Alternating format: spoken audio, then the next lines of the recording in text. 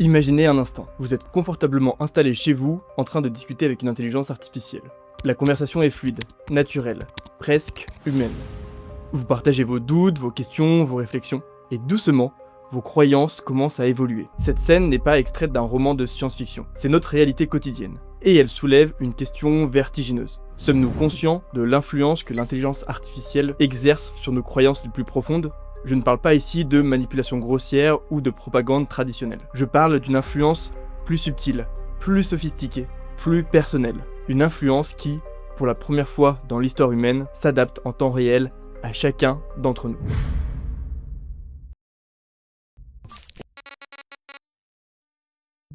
Regardons la réalité en face. En à peine 3 ans, des centaines de millions de personnes se sont tournées vers les chatbots IA pour obtenir des conseils, des informations et même sur des sujets complexes. ChatGPT, Claude, Gemini et bien d'autres, ces noms sont devenus familiers avant même que nous ayons eu le temps de comprendre leurs impacts. Comme le souligne Ethan Mollick, professeur associé à la Wharton School, les systèmes d'IA actuels sont les plus puissants outils de persuasion jamais créés par l'humanité. Leur influence sur nos croyances est d'autant plus dangereuse qu'elle est invisible. Cette invisibilité, c'est précisément ce qui rend ces systèmes si redoutables. Contrairement aux médias traditionnels ou aux réseaux sociaux, les chatbots IA ne se contentent pas de diffuser de l'information. Ils créent une expérience personnalisée, adaptative, qui répond précisément à nos questionnements les plus intimes.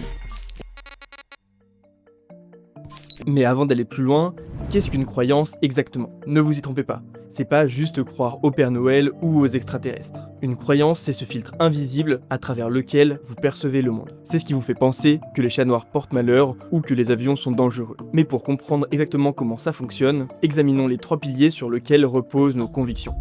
Le premier pilier, c'est l'expérience personnelle. Traditionnellement, nos croyances se forment au contact du réel. Imaginez, chaque fois que vous voyez un chat noir, vous trébuchez. Votre cerveau, cette machine à créer des connexions, va rapidement établir un lien de cause à effet. Les chats noirs portent malheur. Et voilà, une croyance est née. C'est d'ailleurs ce que les psychologues appellent le conditionnement. Mais aujourd'hui, qu'est-ce qu'une expérience directe ? Quand les algorithmes sélectionnent soigneusement les informations qui nous parviennent, quand notre perception du monde est médiée par les écrans et des intelligences artificielles, la frontière entre expérience réelle et expérience virtuelle s'estompe petit à petit. Deuxième pilier, c'est la socialisation. Nos croyances sont fortement influencées par notre environnement social. Famille, amis, mentors, ces figures traditionnelles d'autorité façonnent notre vision du monde. Mais encore une fois, l'ère numérique bouleverse tout. Les influenceurs remplacent les scientifiques, les communautés en ligne deviennent nos nouvelles tribus, les chatbots deviennent nos confidents. Ces intelligences artificielles conversationnelles ne sont pas perçues comme de simples outils. Notre cerveau les traite comme des entités sociales. Comme nous l'avons vu dans la dernière vidéo, on attribue à ces IA des personnalités, des intentions, des connaissances, tous les ingrédients nécessaires pour en faire des figures d'autorité. Troisième pilier, c'est notre raisonnement, notre capacité à analyser, à réfléchir, à tirer des conclusions logiques. Mais attention, notre cerveau n'est pas un ordinateur froid et logique. Prenez le biais de disponibilité. Si les médias parlent beaucoup d'accidents d'avion, vous allez surestimer ce risque, alors que vous avez statistiquement plus de chances de mourir en traversant la rue. Bon, j'espère que je vous ai pas débloqué une nouvelle peur, mais ça marche aussi avec les requins. Grâce à un certain film de Spielberg, on les croit mortellement dangereux. Pourtant, encore une fois, vous avez plus de chances d'être tué par un astéroïde.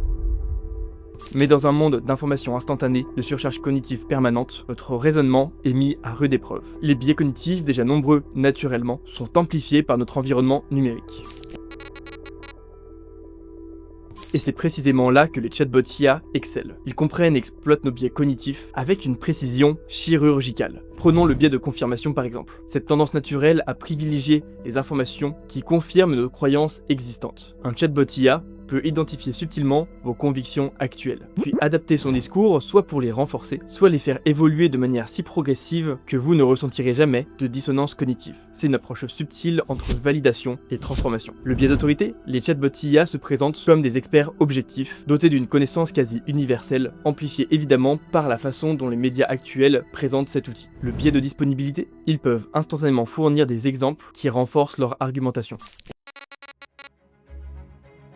Mais ce qui rend les chatbots vraiment redoutables, c'est leur capacité d'adaptation en temps réel. Contrairement à un livre, une vidéo ou même un influenceur humain, un chatbot peut ajuster son approche à chaque instant de la conversation. Il peut détecter vos résistances, comprendre vos doutes et même identifier vos points de blocage. Et surtout, il peut adapter son discours en conséquence. Si une approche rationnelle ne fonctionne pas, il peut basculer vers une approche plus émotionnelle. Si un exemple ne vous parle pas, il peut en trouver un autre plus pertinent pour vous. Que ce soit en lien avec votre vécu, vos émotions, votre vulnérabilité et même vos faiblesses. Cette personnalisation cognitive va bien au-delà de la simple recommandation de contenu. C'est une forme d'influence sur mesure, qui prend en compte votre personnalité, votre histoire, vos valeurs. Et le plus troublant, c'est que cette influence s'exerce souvent à votre insu.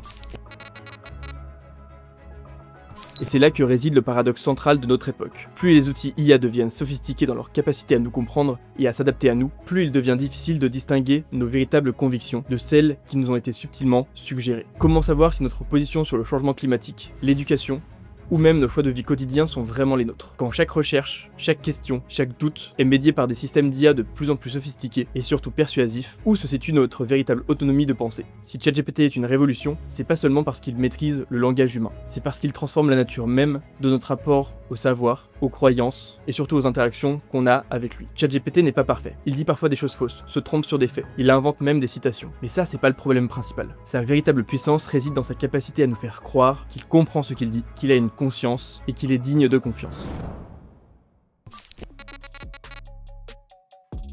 La solution n'est pas de rejeter ces technologies. Elles sont là pour rester et leur potentiel bénéfique est indéniable. La vraie question, c'est plutôt, dans ce monde de persuasion algorithmique, comment réussir à s'en sortir. Cette conscience implique de comprendre les mécanismes à l'œuvre, de reconnaître que chaque interaction avec un chatbot IA est potentiellement une conversation qui peut modifier nos croyances, d'accepter que nos convictions sont plus malléables que nous le pensons. Ce que je viens de vous partager, c'est pas simplement une réflexion sur la technologie, c'est une invitation à comprendre une transformation fondamentale de notre rapport au monde. Les chatbots IA ne sont pas des simples outils comme les autres. Ils représentent quelque chose de plus profond, de plus intime, une nouvelle façon de former nos croyances ou nos vérités. Nous ne sommes plus dans une époque où la technologie se contente de nous assister. Maintenant, elle apprend à nous comprendre, à décrypter nos doutes, nos espoirs ou même nos peurs. À chaque conversation avec une IA, elle ne fait pas que nous répondre. Elle affine sa compréhension de notre psychologie et s'enrichit de données sur nous qu'elle pourra ensuite exploiter.